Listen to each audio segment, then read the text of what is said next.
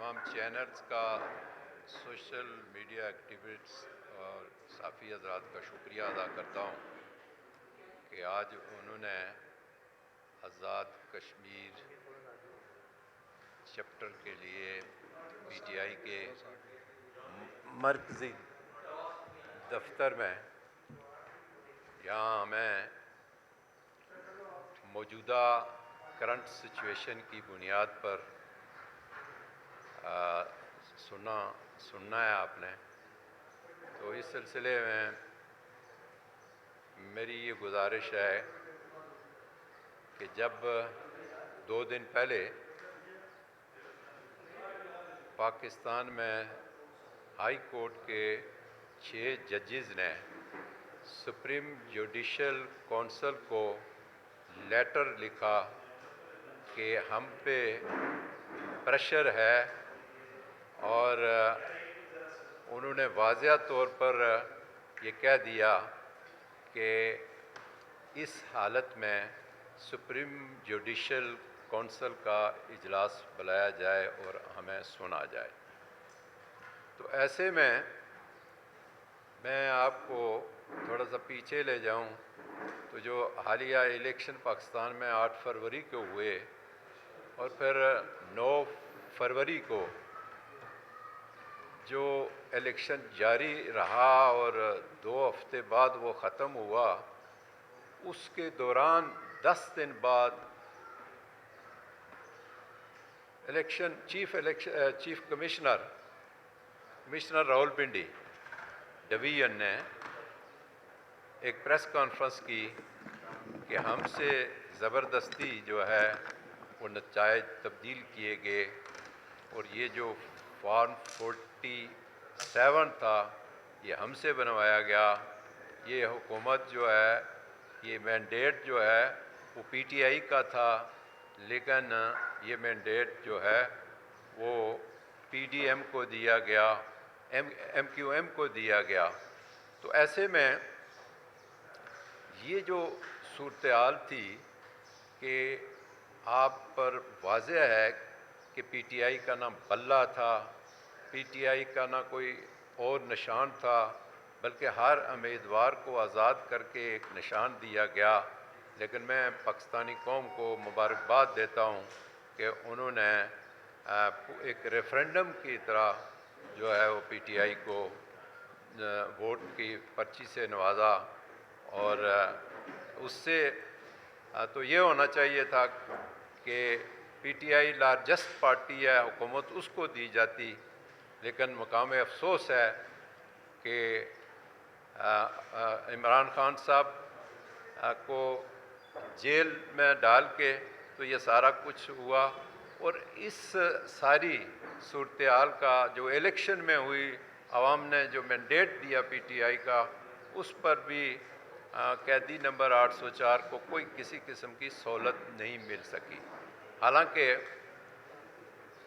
ये बात वाज़ेह हो जाती है कि ये इलेक्शन जिस तरह के हुआ, और ये जिस तरह खान साहब कह रहे थे कि लंदन प्लान का हिस्सा है, तो उस सिलसिले में सारे गुनाह माफ़ कर दिए गए, और उनके गुनाह जो है वो पीटीआई और पीटीआई की आला क़यादत और खान साहब पर लगा दिए गए। तो ऐसे में मैं आपकी इस तवज्जो के बाद अपने आज़ाद कश्मीर की तरफ आता हूँ कि जो वहाँ रजीम चेंज हुई है, आज़ाद कश्मीर तहरीक आज़ादी कश्मीर का बेस कैंप है। वहाँ हमारे लोगों ने 47 में जो है खुद डोगरा के साथ जंग लड़ के वो इलाका आज़ाद कराया, जिसमें जीबी भी शामिल है और एजेके भी। तो वहाँ हमारी अक्सरियत होने के बावजूद हमारे लोगों को ख़रीदा गया, वर्गलाया गया, और हमारी हुकूमत ख़त्म कर दी गई, और हमें ये बताया तक नहीं गया कि जो प्राइम मिनिस्टर है वो पीटीआई का है या पीडीएम का है। जिस तरह पाकिस्तान में पीडीएम हुकूमत कर रही है, इसी तरह वहाँ।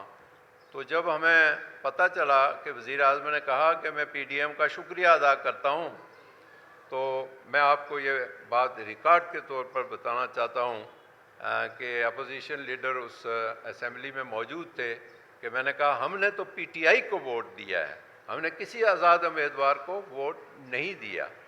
تو ساتھ میں نے یہ کہا کہ یہ ماڈل بنانے والوں کا بہت شکریہ کہ ایسا ماڈل کوئی آزاد کشمیر میں پہلے نہیں بنا سکا، جس پر راجہ فاروق حیدر سابق وزیر اعظم نے کہا کہ یہ ماڈل جو ہے یہ فیصل نصیر صاحب کا ماڈل ہے. اسمبلی کے اندر یہ بات کہی، کوئی ایسے ڈکی چھپی بات نہیں ہے. تو ہم یہ چاہتے ہیں کہ یہ مداخلت بند ہونی چاہیے. آزاد کشمیر کا جو خطہ ہے یہ تقاضا کرتا ہے کہ مضبوط پاکستان آزاد کشمیر کا جو ہے وہ سفارتکاری کر سکتا ہے. مسئلہ کشمیر پر یونائٹڈ نیشن کی قراردادوں کے مطابق جو ہے وہ دباؤ ڈال سکتا ہے، دنیا کو باور کرا سکتا ہے. لیکن اس کے لیے میں آپ سے گزارش کروں گا کہ پاکستان میں ایک ہی شخصیت ہے جو انٹرنیشنل سطح پر جس کی پہچان ہے، اور آزاد کشمیر میں پاکستان میں جس کے پاس مینڈیٹ ہے، اور وہ ہے عمران خان، جو کشمیریوں کی سفارتکاری بھی کر سکتا ہے. جو کہ عالمی سطح پر آج جو صورتحال پیدا ہو چکی ہے کہ مسئلہ فلسطین پر مسلمان جو ہے وہ خاموش بیٹھے ہوئے ہیں، اور کروڑوں کے وہ لوگ وہ خاموش بیٹھے ہیں.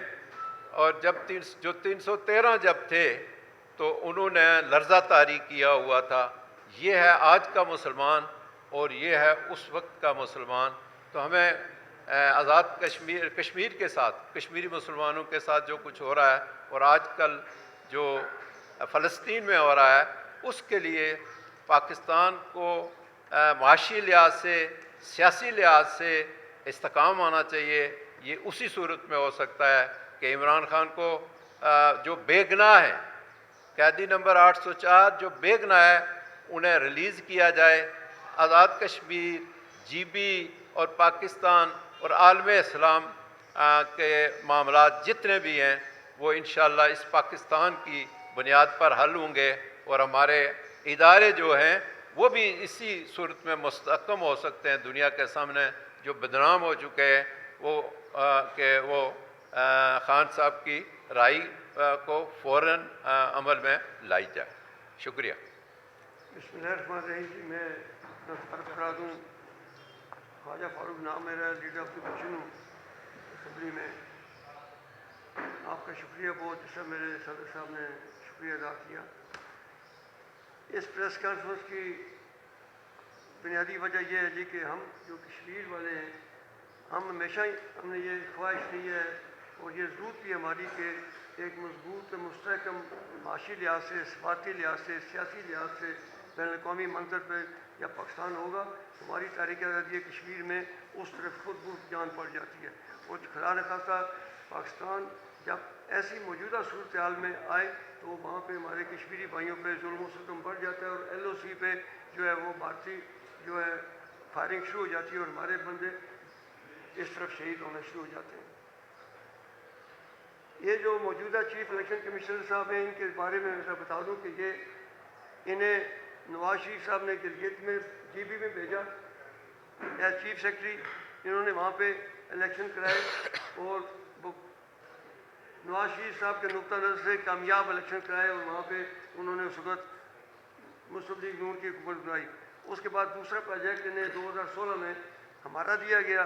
انہیں الیکشن سے صرف 3-4 مہینے پہلے آزاد کشمیر چیف سیکرٹری بنا کے بھیجا گیا، اور 2016 میں جو ہمارا الیکشن تھا اس وقت بھی انہوں نے جو ان کا مقصد تھا وہ پورا کیا، اور مسلم لیگ نون کی حکومت یہاں پہ وہاں پہ بنوائی. اس کے بعد یہاں پہ انہوں نے یہ آگے چیف الیکشن کمشنر تعینات کیا گیا، اور میں سمجھتا ہوں یہ وہی تسلسل ہے جو جی بی سے شروع ہوا، آزاد کشمیر سے ہوتا ہوا یہاں پہ آیا.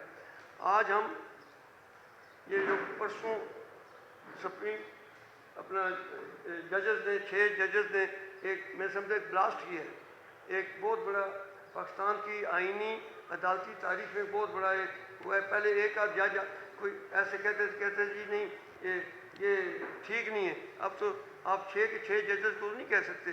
تو میں یہ آج ایک کشمیری ہونے کی وہ کشمیری ہم سب کشمیری بیٹھے ہیں جن کشمیریوں کا مستقبل پاکستان کے ساتھ وابستہ ہے. ہم کشمیری جو یہ چاہتے ہیں کہ پاکستان مضبوط ہو. میرے عمران خان کی طرح کہ جس طرح عمران خان نے اقوام متحدہ میں جا کے کشمیریوں کے سفیر کی حیثیت سے ایک بات کی تھی کہ میں کشمیریوں کا سفیر ہوں اور مودی کو للکارا تھا. عمران خان کے کریڈٹ پہ یہ بات بھی جاتی ہے کہ اس نے کبھی مودی کو اس طرح نہیں بلایا کہ بغیر ویزے کے بلایا. جندال کو اس نے مری میں کبھی نہیں بلایا. اس نے ساڑیاں اور آموں کے پیٹیاں کبھی نہیں بھیجیں. اور یہ عمران خان ہی تھا کہ جس کے دور میں جو ہے وہ کشمیریوں کی بات سنی تھی.